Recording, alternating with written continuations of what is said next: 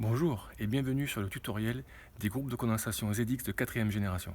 Ce tutoriel comporte 5 chapitres. Le premier chapitre de ce tutoriel consiste à expliquer comment verrouiller et déverrouiller le clavier du groupe. Pour verrouiller le clavier, il suffit d'appuyer simultanément sur les deux flèches, comme ceci, et le message POF apparaît. Donc si on veut rentrer dans les paramètres, hop, on voit que le message POF apparaît et ça nous dit que le clavier est bloqué. Et si on veut déverrouiller le clavier, il suffit d'appuyer à nouveau simultanément sur les deux flèches et le message PON apparaît. Et à partir de ce moment, on peut à nouveau rentrer dans les paramètres. La deuxième partie de cette vidéo est comment accéder aux paramètres de niveau 1 et de niveau 2. Pour accéder aux paramètres niveau 1, il suffit d'appuyer simultanément sur les touches 7 plus flèche du bas, comme ceci.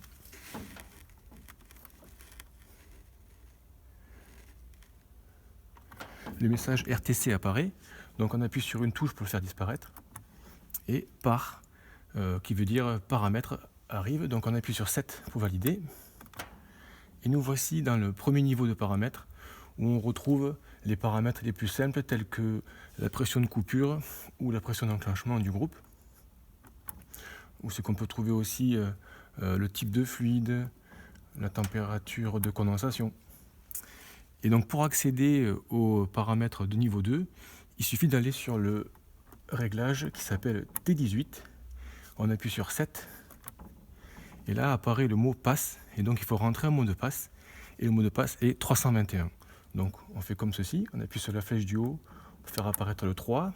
Ensuite on appuie sur 7 pour valider. Deuxième chiffre c'est un 2. Donc 320. Et le 1. Hop. Et on valide. Et donc nous voici dans les paramètres généraux du groupe.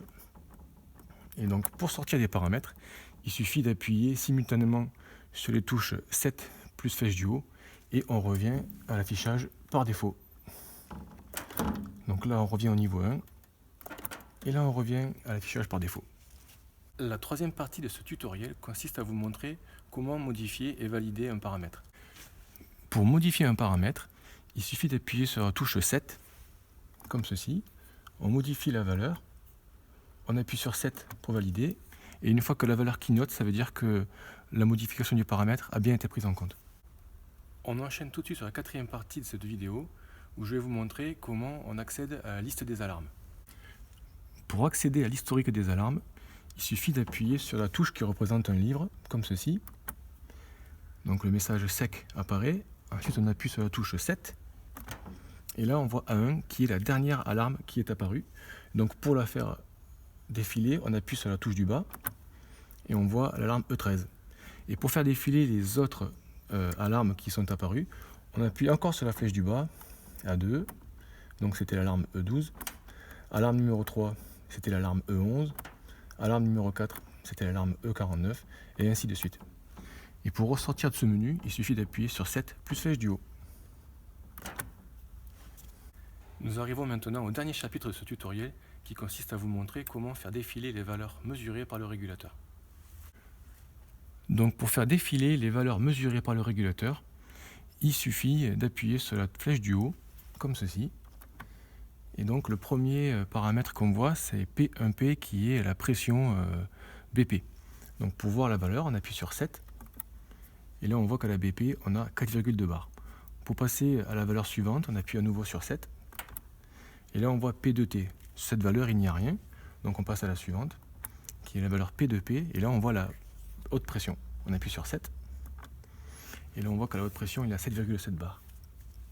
Pour passer au paramètre suivant, on appuie à nouveau sur 7. Et on appuie sur la flèche du haut. Et donc là maintenant on va sur P3T, qui est la valeur de température de refoulement.